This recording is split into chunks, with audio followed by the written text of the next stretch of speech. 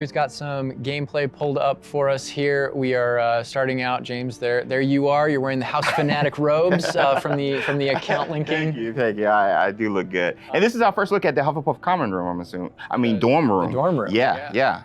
This is awesome. But Alan, what are we seeing right here with the UI? Because this is our first look. Yeah. So right now, we know there's been a lot of questions about the HUD because this is the first time we're showing it. So kind of going over it from right to left, on the bottom right is what we call our spell diamond. Mm-hmm. So those are, everything that you see in it are slottable spells. So we have over 20 slottable spells that you can earn over the course of the game. Okay. And that's where the player can place them and use them and access them very quickly. To the top left of that is, you'll see the D-pad, and on the left is an eyeball, and on the right is a bit of a grid. So the eyeball is an example of one of, not a slottable spell, but what we call an essential spell. There are certain spells that are used in very specific contexts, or that we just want on the controller at all times. Mm-hmm. And Revelio is one of those. That's left on the D-pad. On the right on the D-pad is that grid represents where you might slot spells. And so right now, today, we're not going to be going into the spell slotting menu because we feel like there's a lot of spoilers there. You know, like what are all the spells and what can we do? I would like spoilers, but I understand. But we do want to make sure there's still some goodies left to share with everyone. And then on the left side, that thing that has the L1 button next to it, that's another thing where we don't want to spoil, but basically that's where you access your tool wheel. So there's a lot of magical tools that you're going to be kind of brewing and growing over the course of the game. And so that's where you would access them rapidly, is our tool wheel. Okay, cool. There are a few things that I left off the table on the right. The green bar is your health, and basically there's a potion next to it. That's how you might heal. The bar above it, we're keeping a secret for now. I apologize. And all the way on the left is our mini-map with a kind of overhead view of where you are currently in your common room that updates as you travel through Hogwarts and beyond out into the world. And for those fans out there that aren't a huge fan of minimaps, because we know they exist, there's also options to remove the minimap and turn on or off different elements of our HUD. But really immerse yourself. And we'll go more into the spells as we get into combat, but that's kind of, that's what you're seeing there. And this is our HUD. Also, Andrew's giving us a good look over here. I want to call out, I'm a big fan of the bedside tables in the dormitories. Very nice bedside tables. They are nice bedside tables. Yeah. The honey-colored wood was mentioned in the writing. It's part of lore. It's part of lore. There we go. All right. So now we're walking out into... We really tried making these low-ceilinged dorms to give you that Badger set sort of feel. And the first thing I know is the music. The score is amazing with this. Gorgeous. And I'm calling out here, this is unique music that you're hearing for the Hufflepuff Common Room. Go back to those Common Room videos we released, you'll notice the music's a little bit different, and that is entirely intentional. We just want to welcome you to your common room in every single house, just a little bit differently. So you can customize that experience right away. Oh my gosh, that's so awesome. Look at that. So I mean, beautiful design. We could spend like the entire rest of the stream just in the common room here and talking about it, and I'm sure Boston and James could be like just geeking out over it. All the details come from J.K. Rowling's writings for this common room. The round doors, the hanging vines, even the dancing badgers on the fireplace. It's got a real earthy vibe. Yeah. It's very, very earthy. Which is like elements for each of the houses, right? Hufflepuff is earth, Ravenclaw is air, Gryffindor is fire, and Slytherin is water. We really leaned into that for each common room. Wow. So if it feels earthy, we've got a little earthen passageway. That's what we were. Hopefully, it should feel very familiar. Yeah, it does. It does. But I know you don't want to leave, but we're gonna be leaving. Thank you. I understand. Whoa, the sound effects though. Like, looking back at the past trailers, it was just music, but kind of hearing how Hogwarts is now, it's so cool. Very tactile. Yeah. Andrew's going to make use of one of our spells, Revelio. Use Revelio right here, because there's a little magic going on. You notice a little something there. Yeah. So these are something that we kind of interchangeably call Revelio pages or lore pages. And you'll notice a bunch of things pop up on the screen. Yeah. You see that we got some XP for it. Mm-hmm. And you can also see that we've advanced something called like a field guide challenge up in the corner. So I want to talk about that a little bit. So we had to ask ourselves, what? Continue. I'm sorry. Continue. There may be something you may or may not be able to tickle there. Yeah.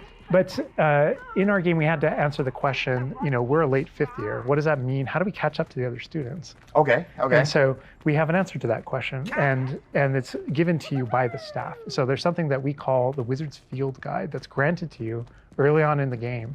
And the Wizard's Field Guide is how you actually work on catching up with the other students. So Andrew, if you hit pause for me up here, before we push forward a little bit, you can see in our pause menu, it's got this book theme. Wow. That's your Wizard's Field Guide. And you can see your house kind of crest overlaid over it. Okay. Right? And you can see that on your level as well.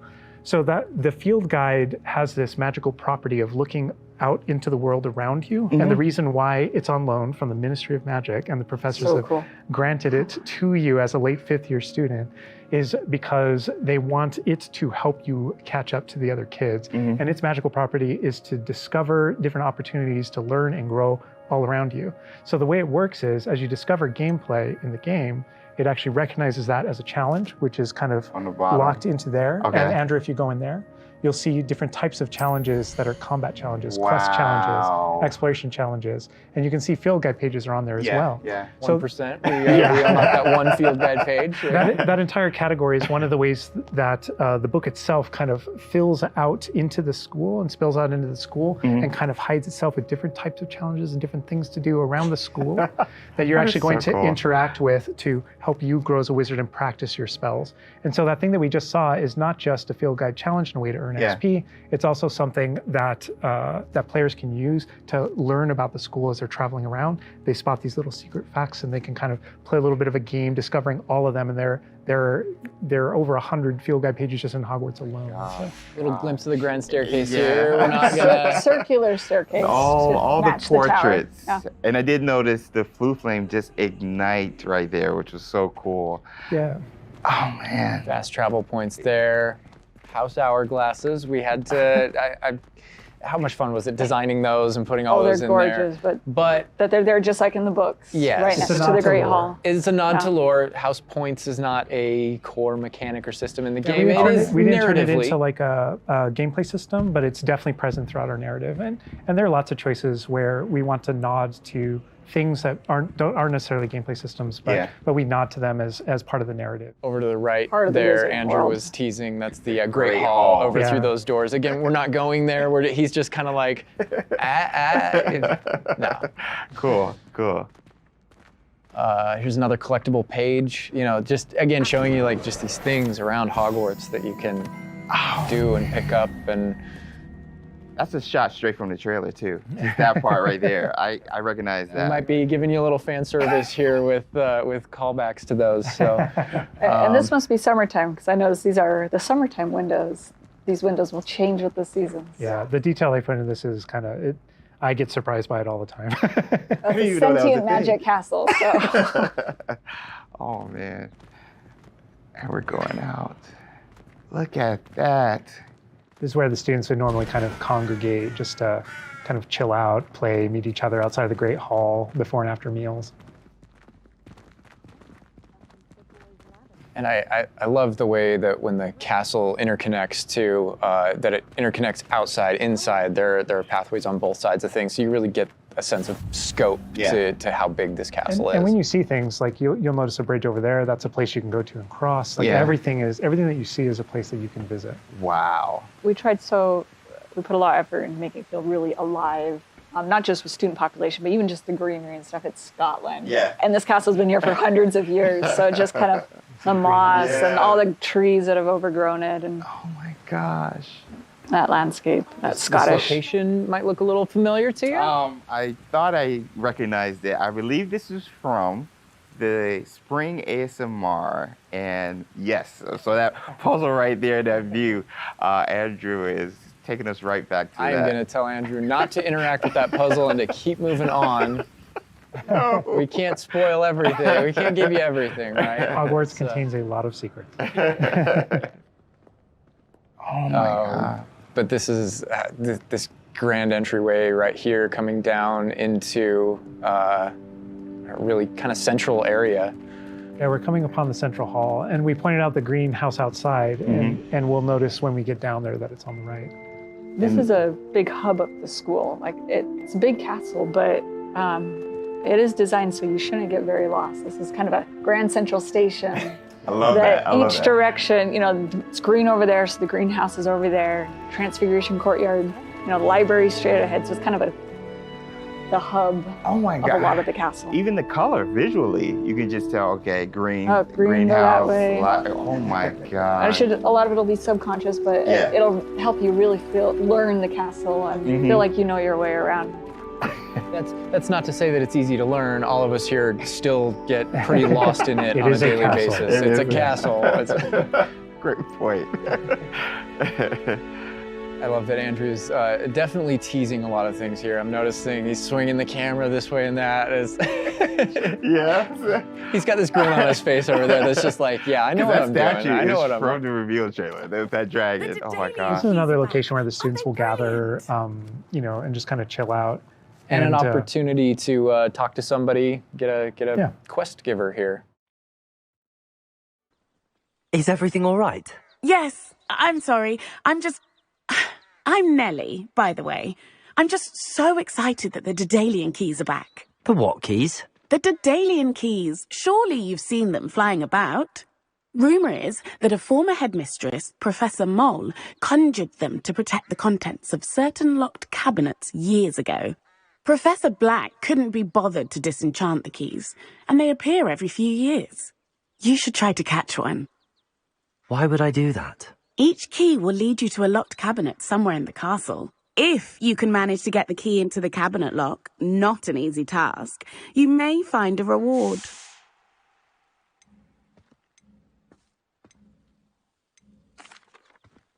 Perhaps I'll give it a go. I hope you do.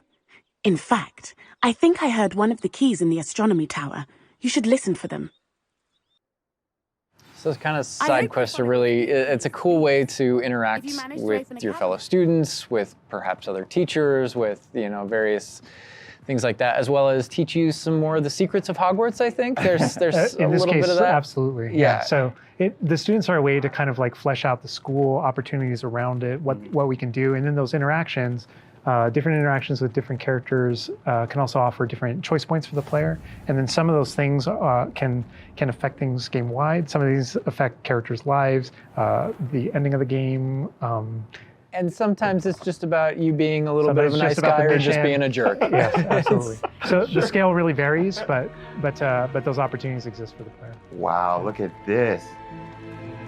This is the Dada Defense Against the Dark Arts Power. which this is one of my favorite locations in the castle. Just visually, you come in here and just the richness of It this is area. very iconic, very unique to anywhere else in the castle. Somebody else that we can talk to, notably a younger student. Yeah, she looks like a first year or an 11-year-old. Are you all right? Don't you know who I am? Zenobia Noak, the girl whom everyone at school hates for no reason.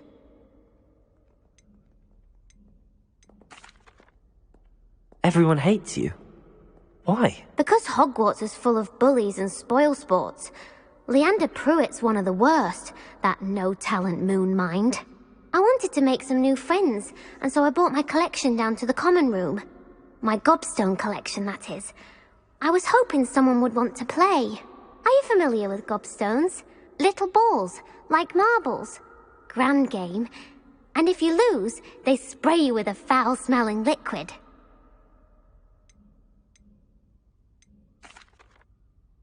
I haven't much interest in a game that sprays you with odors. Only if you lose, which I never do.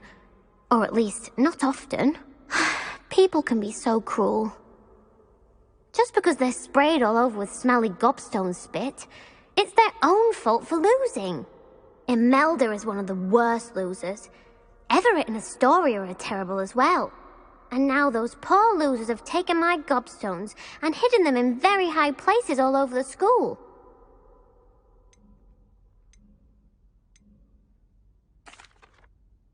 Sounds as if you caused the smelly situation and they responded accordingly. I didn't make the rules. Anyway, I can't work out how to get them back on my own. I don't think I know the necessary spells yet. I need someone Perhaps a selfless and talented 5th year to help me.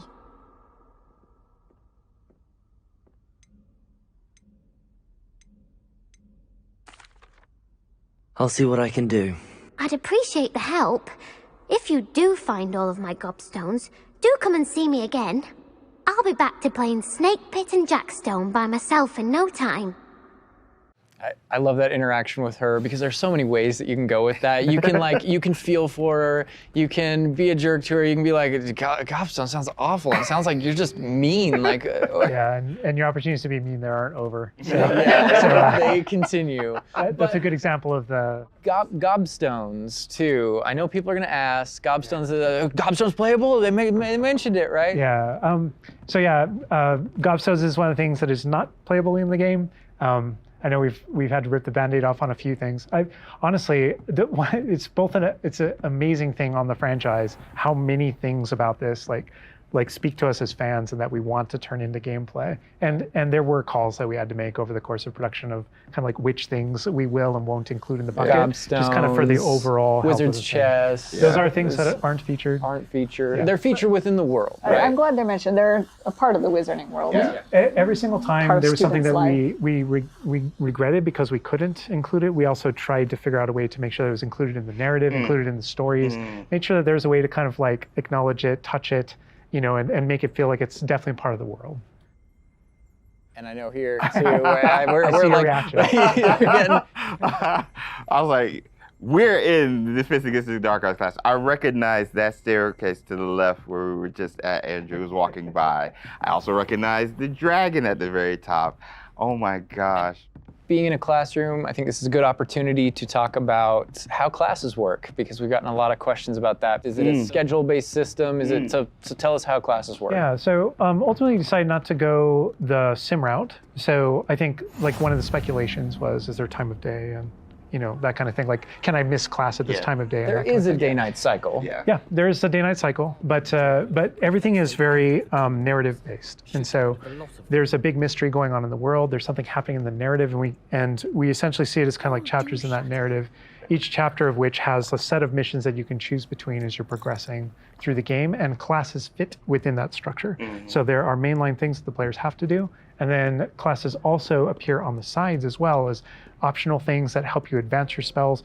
It's absolutely true that classes provide all of your major tools throughout the gameplay, your spells, your major abilities. You get to know the professors. Each one of them has these bespoke kind of events and moments in those missions. And then there are also additional opportunities outside of that through kind of like side classroom missions, essentially, where you can learn additional spells or things that you need in your adventure and also get to know the professors better. And I just want to call out something that Andrew's been kind of showing off, ways to kind of interact with the environment and just engage with the world. And, maybe down there he's sipping some tea with the Victorian high society. High society. I just no wonder you like this area because we built it for like the purebloods and the Slytherins. Oh, come on. Well, like, speaking of lived in, like, the sound effects again, the chatter of the communication that's happening and the footsteps, like, it just makes it feel more alive. Little events like that, the brooms going by I just saw overhead. a broom go by. Love that. The data tower was one example, but no two hallways should look the same in Hogwarts. It has a lot of personality. Every hallway should be a little bit different, and that's mostly to help orient the player, help you not get lost. But this is Hesperus Hall. That's a little nod from the Marauders, a name that came from the Marauders map. But every hallway will have a little bit of a different personality and personality. I like that because it does. Like Hogwarts has character. Hogwarts is its own character, no matter where you go. Yeah. Feels just a little bit different. Yeah. It's a sentient castle full of magic for hundreds of years. It's going to kind of grow and develop. I heard something. Yeah. Speaking of characters. Speaking of magic, Mr. Magic himself. I feature Poltergeist too. We talked about building on lore too. I know there's that statue over to the side. That's Do you know who that is? Lachlan the Lanky, Yeah, and he's got his Bowtruckle friend. And I think if players don't know, there's another Revelio page there. Yeah, there's a map of Argyllshire. We know the fat lady. hides there. Hides behind it. That's right. The third book. But sometimes a hallway has personality by how it looks, or we just passed a music hallway where the